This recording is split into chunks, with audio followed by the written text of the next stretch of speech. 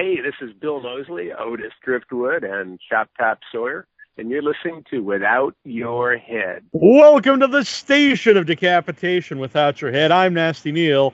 The terrible one, Troy, will be here later, but it's actually his 30th anniversary with his girlfriend, so they're out. But I'm joined by the returning Bob Elmore. It's been a long time since I've talked to Bob. How you doing, Neil? How's everybody out that way? I'm good. I'm very good. Good. Yeah. So very how are good. you? Yeah. How are you doing? I know you didn't have a very good last couple of years. No, you're right, and it's been tough to get through all that. I'm moving on as far as almost everything. I just got married last Saturday to a beautiful woman that I met who helped me through a lot of the stuff I was going through. And before we even met, she was helping me through emails and phone calls and stuff. And we got together, and finally, I said, "Well, heck, let's get married," and we did. I did not know that. Well, congratulations. Well, thank you very much. Yeah. So you met her online? Met her online, and we were just talking through emails about, my situation, and she kind of came from the same background and understood a lot of what I was going through, and and it was just great to find somebody who understood, and so I could get through all that, and she did, and we got together, and we love being together. We love traveling, and we've done that. We're going to do a lot more of that, and so I said, "Well, will you marry me?" And she said yes. So. Well, excellent. I was unaware. Yeah. Speaking of traveling, I saw you have some conventions coming up. I'm going to be going to the New Jersey Horror Con in Atlantic City in September. I'm going to go to Niagara Falls in October for a show, and then I'm going to go to Germany in November. Across the way, Kane Hodder's going to be there. Kane's everywhere, but. Going to be there, and that's it for this year. And then I'm going to Hawaii in January. We are, and we'll see what happens after that. Yeah, very cool. Now, I know you've been to Germany before. Oh yeah, yeah. And it seems like the horror fans in Germany, they love horror, and I think they especially love Texas Chainsaw. They're just some of the most, I don't know how to describe them. They're so into the horror genre that it's unbelievable, and they're true fans. And I still am in contact with a family that I met, about 3 or 4 years ago, and they're going to come to the show in November, and so we're going to have dinner and drink some beer. Yeah, and I understand the beer is much different than the beer in the States. Ooh. Let me tell you, I did a show in Rotterdam, Holland, and the Heineken is just exquisite. I mean, it was really good. And then I got to spend time in Belfast, Northern Ireland, and the Guinness, which is different that's sold here in the States, it was just, I can't describe it. It was so good. So yeah. Yeah. And they don't drink it ice cold there? They drink it warm? They drink, no, it's served cold. It's not real ice cold, but it's, and, they have these great events where you can get a Guinness and then Jameson's, on the side. Wow. Yeah, that's a good deal. I just not got that my I drink a lot. All right. Yeah. I just got my passport, so I'm going to England for the first time. Good for you. Later on this month, actually. So I'm looking forward to that. I've never been out of the United States before. I think everybody should go. It's an experience. You tend to appreciate what you got at home, but still, I've never come across too many people that were not gracious and kind, and so, you're an oddity, but, they're pretty good about it, at least especially if you wear shorts, so. I wear shorts almost all the time. I think you do, too. Me do, too. I do, and that's what... I had people staring at me and kind of, so I walked over and said, what's going on? How are you? And well, we never see people in shorts. I go, where are you from? I go, well, I'm from California. Ah, okay. And I had an experience of walking across the street in Belfast, and the guy coming in and goes, "Are you from California?" I said, "What?" He goes, "Well, you have shorts and flip-flops on." "Oh, yeah. Oh, absolutely I am." That's why something I wouldn't even think about being odd. So that's been really neat. You know, I mean, with all the stuff I went through, and then I had some good trips and stuff, and all that. But I got out of my house. My wife, her name is Merle, we have an apartment and a little place that she made into a great home, and we're gonna operate out of here. And like I said, we're gonna be doing a lot more traveling and just relaxing. I'm retired, so I don't have to do nothing. So I know next year's the 45th anniversary of the first Texas Chainsaw Massacre. All right. Yeah, I think yours was maybe the 32nd or something like that. But do all the people from all the different Texas Chainsaw Massacres? It seems like you guys kind of all know each other a little bit. Is there a common bond between all of you? Oh, the franchise is the bond, and it's especially 1 and 2. The one, I can't believe how bad they, were treated and got screwed on that original movie, and and then 2, they try to kill us too. But they're very nice. Like I've said before, I never got to meet Gunnar Hansen. I stole stuff from him that I used in part 2. And but he was the original, and he always will be. There's nobody like him. R.A. is a gentleman and a half. Yeah, R.A. is a very good guy. And he is a good guy, and that's about it for the rest of them. Yeah. Oh, yeah. No names. Yeah, it's weird that I get along with the 3 Leatherfaces of the first 3. I got along good with Gunnar and R.A. I don't know what it's about the Leatherfaces, but Nasty Neil likes them. Well, it's just an iconic character. I mean, it really is, and they're all different, which even makes it better. And they all look different. They all, were different, completely kind of characters, and like that. I was told, that they wanted Gunnar to come back and do part 2, and he quoted them a price, and they just wouldn't do it because he got so screwed on the first one. And I didn't blame him, not at all. And but they didn't go with him. And luckily for me that I worked my way in there. And again, luckily for me, I was able to do all that stuff. And there you go. Yeah, I don't know if you know this. R.A. actually named me Nasty Neil. He's the one who gave me the Nasty moniker. Really? Yeah. I didn't know that, but that's, there you go. Yeah. So not only is he Leatherface, he named me Nasty. So I'm sure he tells everyone that. So I don't know if we ever talked about this, but maybe we did. But Texas Chainsaw Massacre 2 was a lot of it actually filmed underground. No, it was filmed in Austin, Texas.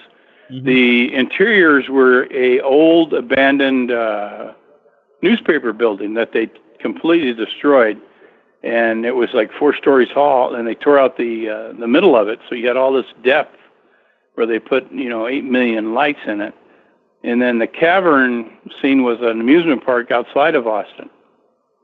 It actually was, that was an old one for real, but running through the Quonset hut style tunnels when it was 150 degrees was not the best, but but back then everybody was young and strong, and there you go. Yeah. So, and I don't know if I ever talked to you about your chainsaw duel with Dennis Hopper. Like, what was that to film? How was that to film? That Dennis, he was at the end of his drug taking days, and he had to do this film because he was under contract, and all he wanted to do was play golf with Willie Nelson. That's it. And they'd have to go find him on the golf course and bring him back.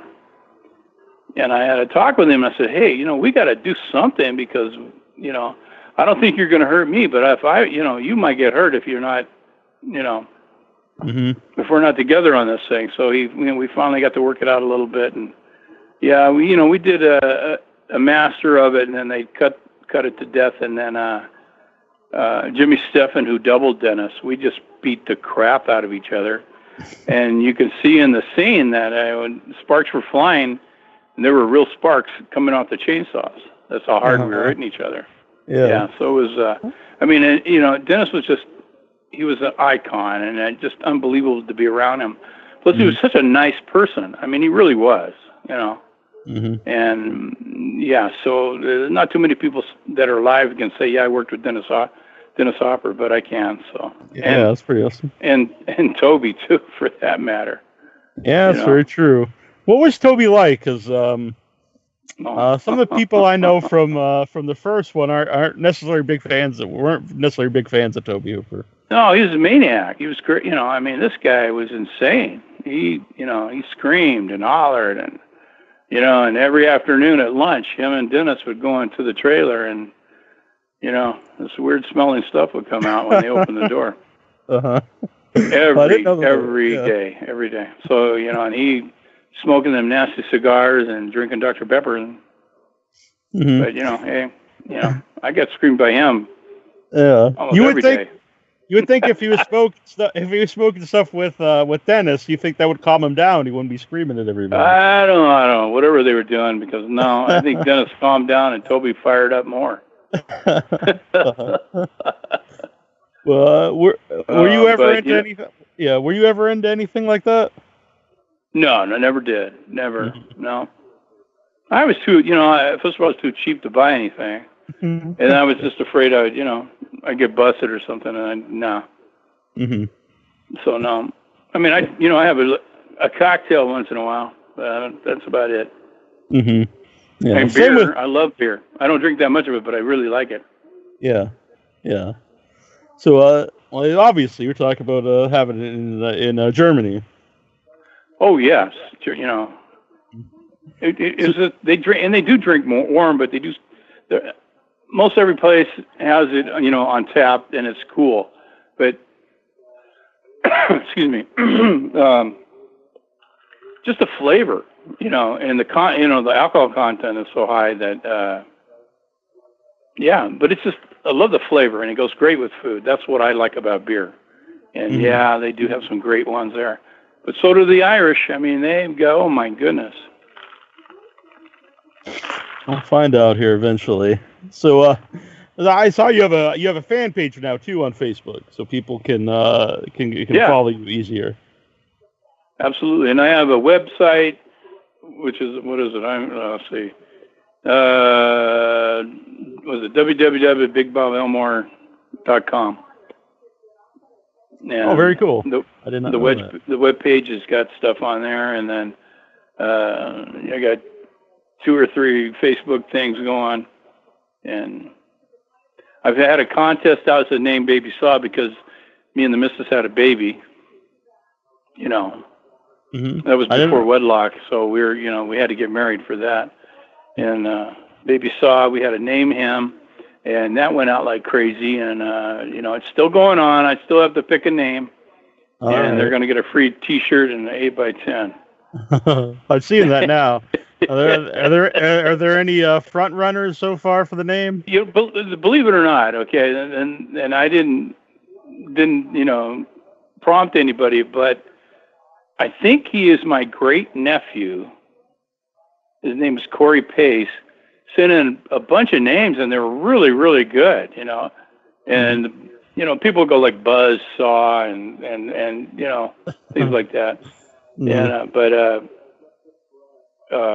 it was great. Yeah, but it's still happening. I'm gonna throw it back out there again. I'll pick a winner, and they're gonna get the stuff. So yeah, I'm seeing them here. We got Elmore, though. I don't know if that's a lot of E's. Yeah, so I'm doing that, and then I've got what else am I doing? That's about really I'm taking it easy. Really, it's great to sit in my my lazy boy chair and watch TV, and still getting out, running around a little bit. But it's just I beat myself so much up so much over the years that it's nice to take it easy. Yeah. Now, talk about that, beat yourself up, doing stunt work over the years. Because you're a big guy anyway, so what's the hardest for you? Is it the knees, the back, or is it just all the joints in general? Just all the joints, all the joints. So once it's the pounding of your joint, it irritates it, that creates arthritis. That's what an irritation. So all of them are irritated, some more than others. And, it was from, when I turned 15 and I, started lifting weights, and I was playing football and doing this, and then in college and all that before I even become a stuntman. In the years at Knott's Berry Farm that I worked there, we did all of our stuff on asphalt. So we pounded and pounded and pounded. And then, becoming a professional stuntman, that was even more and more deadly. But, if I could do it again, if I had to do it all over, I would. There's nothing in there that I wouldn't have done again. I mean, I have the hand of God on my shoulder so much, and I can try to look back and say, yeah, he was there. Yeah, he helped me this. Yes, yes, yes, because there are too many situations where I should have just, been killed. But, I'm still here.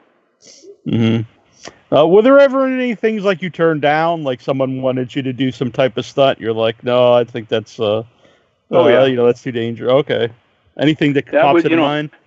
Oh, the one it was a big horse, not a race, but it was a horse running down a road that had like a cliff, and the horse was supposed to draw up, and this was when I was doubling Candy. Now, I was at that particular moment, I was in Candy's contract, so I was his stuntman, period.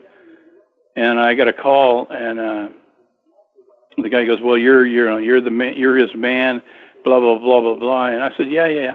I go, "But I'm not going to do that horse thing because I'm not a horsebacker.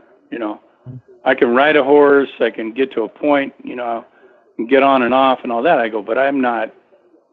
I read the script. And I go, "I'm not, that good. So no, I'm not going to do it." And he said, "Thank you very much." And that just makes your reputation a little bit better. You have to know your what you can and what you can't do. Because if you say yes to something and you can't do it, the community is so small that the word gets around quickly. So you just don't do it. No. Speak of that, how did you become a stuntman? Was there like a school you'd go to, or seems like I didn't. At the time, there were a couple of schools that and the schools were where you learned how to fall and you learned how to do this and do that. Well, I ended up going to Gene Lebell's judo studio for about 10 years. And Gene is a master judo, but he was one of the best stuntmen around.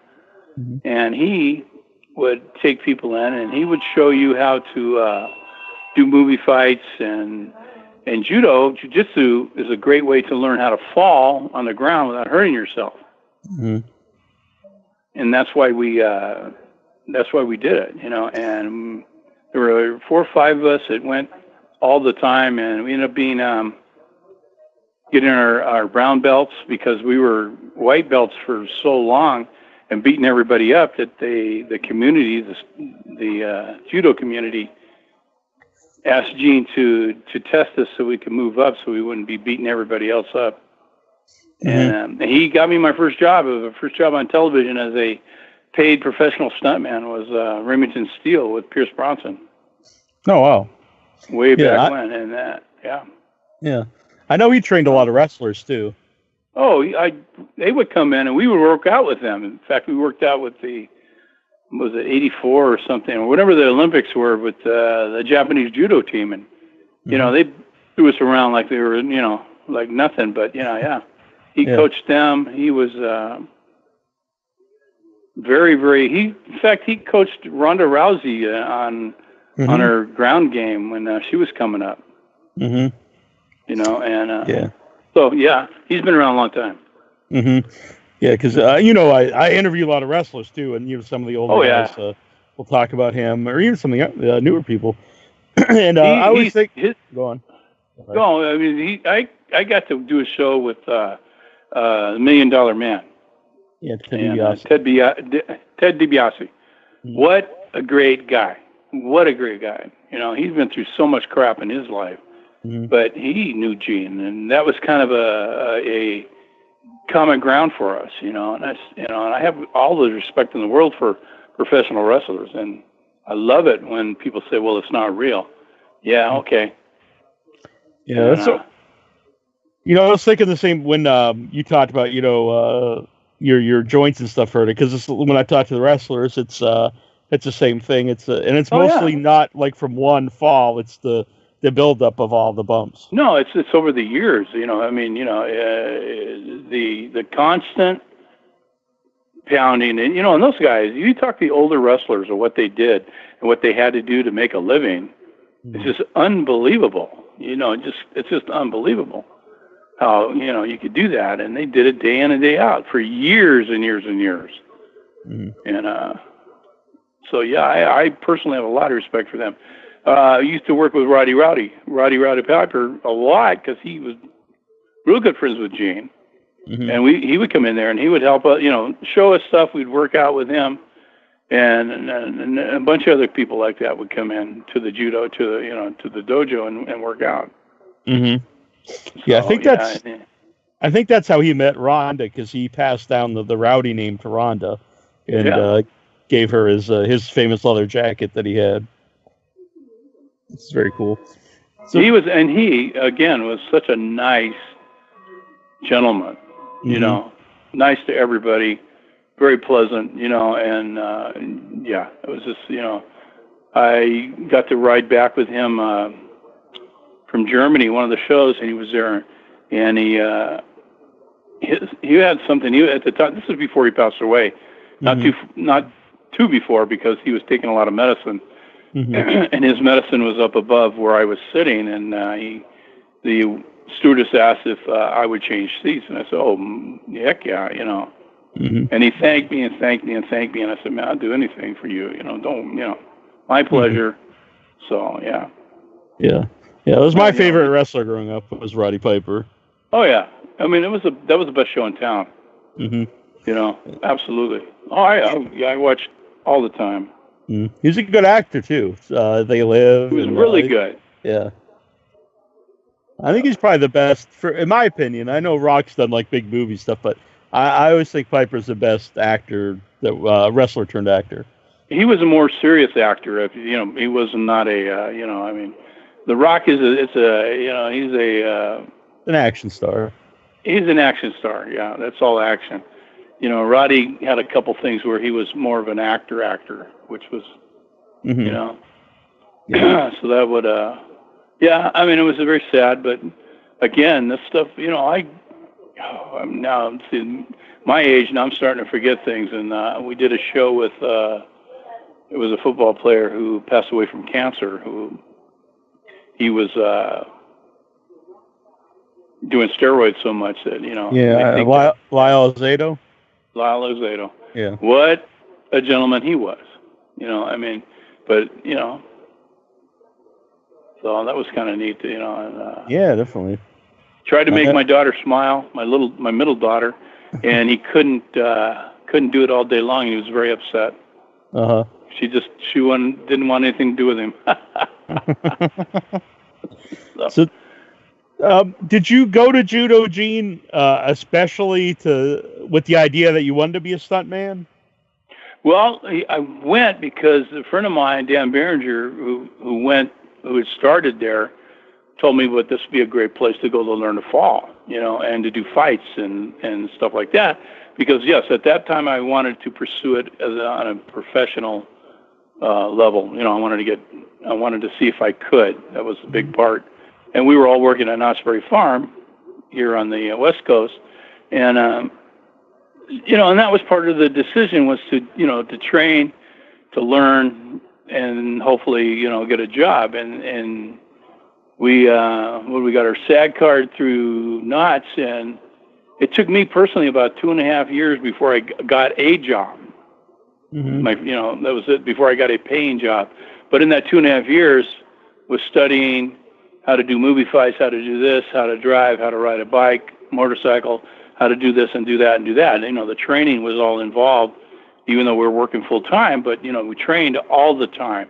And physically training, a lot of weightlifting and running and cardio and stretching, the whole gamut, because you turn into a professional athlete, just like the rest of them. And so when I forgot my first job, I got another one and then another one, and eventually I was making a well enough a living that I didn't have to do anything else but that. And fortunately for us, my wife didn't have to work and raise my kids through those years, and that's what the industry did for me. You mentioned earlier about you couldn't necessarily say you couldn't do something unless you couldn't do it, because there'd be other people that could take your place. Right. Was there a lot of competition amongst you guys, or did you guys get along well? Oh, everybody kind of got along. I mean, we knew very small community, so we knew everybody. But when you talk about a big person, you have such a gamut of big. You have short and big, you got medium and big, tall and big, and so on and so forth. And then it gets down to, well, you're being this size of person. What can you do? Well, I was pretty quick, real strong. So that made it, I could pound myself to death and come back and do it again. So I got that kind of a reputation. And so when they needed a big person, there were, a few names that were called, and I happened to be one for a long time. So that's what you have to work on that, And there's a lot of guys who were just, real tall. Like I mentioned before, Dan Berenger, he was like an average type, 5'8", 5'9", 160, 150 pounds. Well, he could double the whole gamut of the world on that one. Right. But for me, I played myself a lot and got killed and, and beat up every time. And like I said, I was very lucky to double John Candy. I doubled Mike Starr, another actor, Paul Sorvino. I doubled Paul Sorvino in a couple of movies and then a television series. So that came into handy. That was a great time. Well, what movies did you double Paul Sorvino? It was DMZ was a movie. Another movie was with Howie Mandel, Ted Danson. What was it called? I don't know. A bunch of people that turned into that was a job, and they would talk about this community that there was another guy who I knew was hired to double him, and he couldn't make it the second day of filming because he had already committed to something else, and he was going to miss that day. Well, they called me in, and I went up, and I came up, met him, and Paul saw me, and he goes, "No, you're better. I want you instead." So I got the job, and it ended up being months of work, So that's how that goes. I mean, you can just walk in and say yes. I did a Segal movie where I got beat up by Segal so bad I could, I didn't know what to do, and that was doubling an actor named Mike Starr. Yeah. I've had several guests on the show who have not spoken too highly of Segal. That he didn't really take care of people he'd be, fighting with. He's a jerk. I don't know. I mean, this guy hurts people. He hurts people around him. He hurts his own people. And then if you're a stuntman, then he really, you can take it. And I happened, and him and Gene Lebell had this thing going on forever and a day. And when I showed up, and he goes, "Well, do you study?" I said, "Yes, I do. I study under Gene Lebell." "Oh, Gene Lebell, oh man, that son of a, blah, blah, blah." I said, "I'm sorry, but, you asked me, I told you." So we go in, and he goes, "Well, let me see what you can do." So we go to the side of the studio, and the first thing he does, he throws this, not a punch, but he hit me in my throat, knocked me back, I don't know, about 15 feet. That's how hard he hit me. And then I couldn't talk, I could barely breathe, and that was the start of it. And then we went into, I was going to double the guy, he was going to hit me 4 or 5 times, stomach punches, and then he was going to take me and throw me into a trophy case, Now he is a master Aikido expert or whatever, and Aikido is everything against the joints. That's how they, So if you don't go with that move, you can hurt yourself. Well, I knew that. So I never was hit so hard in my life. And I came I came out of the dressing room. I had this huge belly pad on because I knew he was going to hit me. He goes, no pads. I was okay. So, I mean, he hit me so hard, he lifted me off the ground. All right. Mm-hmm. Got that. Put me in some kind of arm bar, and I went with it, ran down towards this trophy case, and I go, well, if I don't destroy this the first time, then we're going to have to do it again. And I didn't. So he ran me down. I took off. I leaped up in the air and totally put my body through this case. And that was it. So there you go. Yeah. So I have no love for Steven Seagal whatsoever. No. Mm-hmm. Yeah. So, when you double for someone like John Cain, who I know you always talk highly of, do you build up like a good relation with him? And does he like, and then like if he gets another job, does he like mention you? Like how does that work? There was a point where I was in John's contract, so when he got a movie, they would have to deal with me as far as money wise and stuff like that, and I would be on the film. Mm-hmm. And that happened, I think 3 out of the 7 times, 3 or 4 times. I don't know. I was in the contract for a while. Mm-hmm. And so I get, that was automatic, and that was great. Yeah. Very hard to do. You don't see it very much anymore at all. There's been a couple of people who have done that, over the years. John Casino was in Kurt Russell's contract for a long time, up until just recently, and we're all getting old, so, all those guys are getting old. The stunt people are getting old, and they're all young guys now who do everything under the sun, What you have to do, you have to be versed in everything in order to work. Mm-hmm. Yeah. So when you mentioned that, so you said you could ride a horse. Did you learn to ride a horse specifically, once you got into the movie business? Yeah, that was the whole thing, was that to be able to say, yes, I can stay on a horse. And I did. I got a job from Buddy Van Horn, who was doing Clint Eastwood's stuff. And it was to be a soldier on a horse, and got hired for that. And because I think I was a little too big, I was hired, and then I was paid, and holy moly, and but they used the smaller guys, so yeah,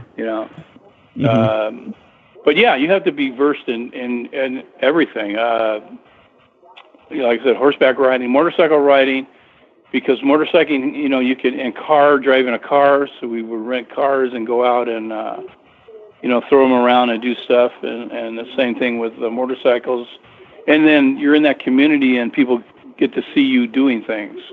Mm-hmm. And then they hear, that, oh yeah, he could, oh yeah, I saw Bob, he could do that. Or I saw Danny or Jim, yeah, they're riding. Oh yeah, they're pretty good. Yeah. So that's the word that gets out because the community is so small. Mm-hmm. Were you Warlock, who was one of the Michael Myers or something way back in the day. He hired me. He hired me to do Spaceballs, and that was the first time I doubled John.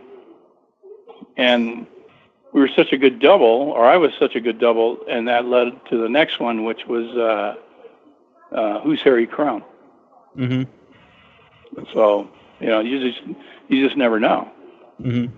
Well, was that fun to work on Spaceballs?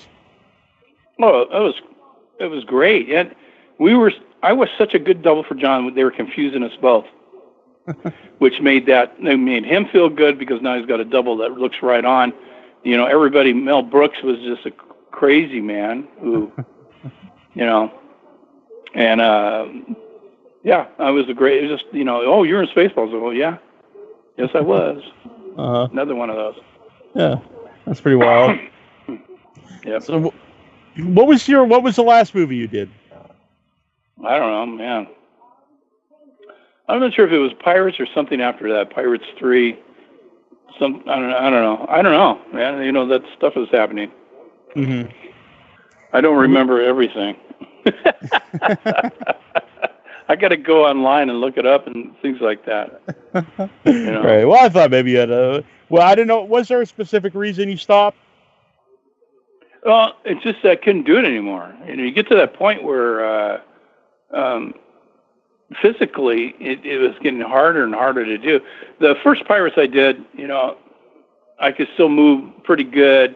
I was 51 or 52 or something like that, and I could still throw myself around, which I did on that. And then it was a year later or something, I did Pirates 3 or something, and then it's just like I just didn't have it anymore. Mm-hmm. So I slowed that down. Then I went, and then I still worked till I was 65. I finally retired. Mm-hmm. Last year, or the beginning of this year. Mm-hmm. When you do the conventions, does any independent horror directors ask you to, to have a cameo or play some type of not stunt double, but Yeah, a couple of them have, and it's been like, well, if you pay for your way out, and I said, no, I can't do that. Right. No, I don't do that anymore. So. Mm-hmm. I would if somebody offered me a job, where I didn't have to do anything. Yeah, I would. Yeah. And I always thought, I'm still considering it, is to maybe get into some commercial work or something as a, because it's the character big. I get the big white beard. Goatee going still, and and stuff like that. Yeah, you had the beard before it was trendy to have a beard. Oh yeah. Now everybody's got it. Right. But mine's just real long. Yeah, mine's got a ways to go to reach yours. Well, we went on a trip to the Dominican Republic, and I had it braided with beads in it. I thought that was cool. Yeah. For a minute or two, and then I took them out, and it was like, man, I'll never do that again. But I did it once. Right. Yeah. It's a lot of upkeep, I think. Yeah. I have no hair on my head, but yeah, I got a big long beard. Yeah, you could comb it over, I guess, over the head. Yeah, maybe. Yeah, I think you make a great Santa Claus. Well, that was fun. I could do that. I don't know. I don't need any pads anymore, though. You'll be Santa for the upcoming Baby Saw. Baby Saw, yeah. Oh, yeah. So that's still, like I said, still happening. I'm going to get that out there again. Mention Baby Saw. I'm going to take him to New Jersey, so see how that goes. Oh, very cool. Very cool. Well, for anyone out there that want to follow Bob Elmore, he's got the Facebook page, he's got the website, so you can find out where he's up to, where he's going. Hawaii, are you just going to Hawaii to go to Hawaii, or is there a convention there? I'm just going. That's a vacation to see a couple of cousins, and on the Kona side of the island, and just R&R, relax, do some snorkeling or whatever, eat a lot, whatever. Sounds like a good time to me. Well, we have some other guests coming up here, so I'm going to let you go. But already, Neil. I was very happy to talk to you again. Anytime, give me a call. I'll throw something out there for you. I'll call you or whatever, and whatever you need, let me know. Definitely. I always love having you on, Bob, and it was very good to talk to you again. And I'm glad. All right, Nasty Neil, man, you're the man. You know that. Thank you very much. I appreciate that, Bob. All right. But I think Bob's the man. Talk to you later on. See ya. Okay, bye-bye. Bye. This is Ed Gwynn from the Texas Chainsaw Massacre, the guy behind the Peterbilt wheel, and you're listening to Without Your Head.